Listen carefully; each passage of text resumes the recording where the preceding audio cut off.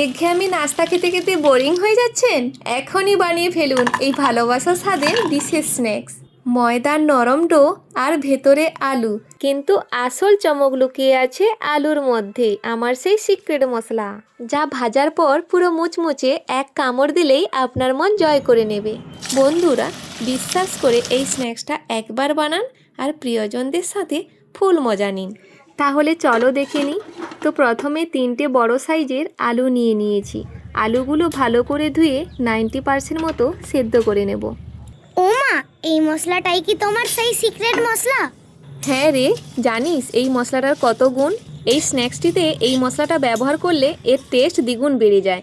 এখানে নিয়েছি 4টে শুকনো লঙ্কা, জিরে হাফ চা চামচ, 1 চা চামচ গোটা ধনে, হাফ চা চামচ পানমৌরি ও গোটা গরম মশলা শুকনো কড়ায় হালকা ভেজে গুঁড়ো করে নিয়েছি। এবার কি ডো তৈরি করছো? হ্যাঁ, ডো তৈরি করার জন্য 1.5 বাটি মতো ময়দা নেব। তার ওপর পরিমাণ মতো লবণ, হাফ চা চামচ কালো জিরে, হাফ কাপ মতো তেল দিয়ে ভালো করে ময়ম দিয়ে দেব। নমস্কার বন্ধুরা, আমি মন্টো, আপনারা দেখছেন মন্টো রান্নাঘর। ভালো করে ময়ম দেওয়ার পর নর্মাল জল দিয়ে একটা ডো বানিয়ে নেব। ডোটা বেশি নরম নয়, আবার শক্তও নয়। যেমন আমরা রুটি লুচির জন্য মাখাই, তার থেকে একটু শক্ত করে মাখাবো। আর যারা যারা এই ছোট্ট বন্ধুর চ্যানেলটিতে এখনো পর্যন্ত সাবস্ক্রাইব করেননি, প্লিজ ভিডিওটিতে একটি লাইক করে চ্যানেলটিকে সাবস্ক্রাইব করে আমার পাশে থাকুন। আলুগুলো 90% মতো সেদ্ধ করে নেওয়ার পর ভালো করে আলুগুলো ছাল ছাড়িয়ে নিয়ে তারপর একটি চূর্ণির সাহায্যে আলুগুলো ভালো করে চুড়ে নিয়েছি।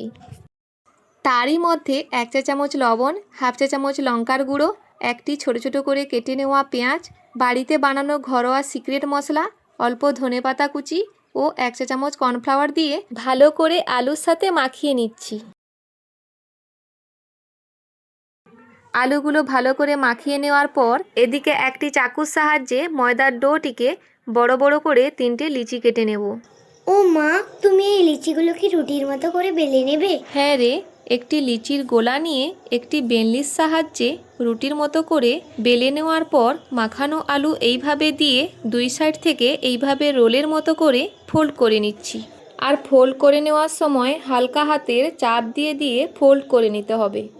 এইবার এই শেপটিকে কেটে নেব। কাটার জন্য আমি প্রথমে চাকুর ব্যবহার করেছিলাম। চাকুর ব্যবহার করলে শেপটি কাটা হয়ে যাবে, কিন্তু এর ডিজাইনের শেপটি আসবে না। তার জন্য আমি সুতো ব্যবহার করেছি। সুতোর সাহায্যে কাটলে খুব সহজেই কাটা হয়ে যাবে আর সুন্দর একটা ডিজাইনের শেপও চলে আসবে। দেখতেই পাচ্ছ বন্ধুরা, কত সুন্দর একটা শেপ চলে এসছে। একই প্রসেসে সুতোর সাহায্যে সবগুলো এইভাবে কেটে নেব। সবগুলো কেটে নেওয়ার পর ভেতরের আলুটাকে এইভাবে হাত দিয়ে চেপে চেপে একটা শেপ দিয়ে দেব, যাতে তেলে ভাজার সময় আলুগুলো বাইরে বেরিয়ে না আসে। সবগুলো এইভাবে একই প্রসেসে বানিয়ে নিয়েছি। ও মা, শেপগুলো কত সুন্দর দেখাচ্ছে, পুরো লাপসের মতো। হ্যাঁ তো, পুরো লাপসের মতোই বানিয়েছি। তারপর গরম তেলে এক এক করে শেপগুলো দিয়ে ভালো করে ভেজে নেব।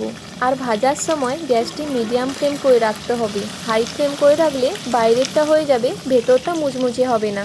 এক পিঠ ভাজা হয়ে গেলে অপর পিঠ উল্টে দেব, তাই তো মা? হ্যাঁ রে, ভালোভাবে স্ন্যাক্সগুলো এইভাবে লাল করে ভেজে নিয়েছি। স্ন্যাক্সগুলো এত সুন্দর দেখতে হয়েছে, দেখলেই জিভে জল চলে আসবে। এত সহজ পদ্ধতিতে শুধুমাত্র 2টো উপকরণ দিয়ে ঝটপট বানিয়ে ফেলুন টেস্টি মজাদার স্ন্যাক্স। এই ভিডিওটি যদি আপনাদের ভালো লেগে থাকে, কমেন্টে অবশ্যই জানাবেন। ভালো থাকুন, সুস্থ থাকুন।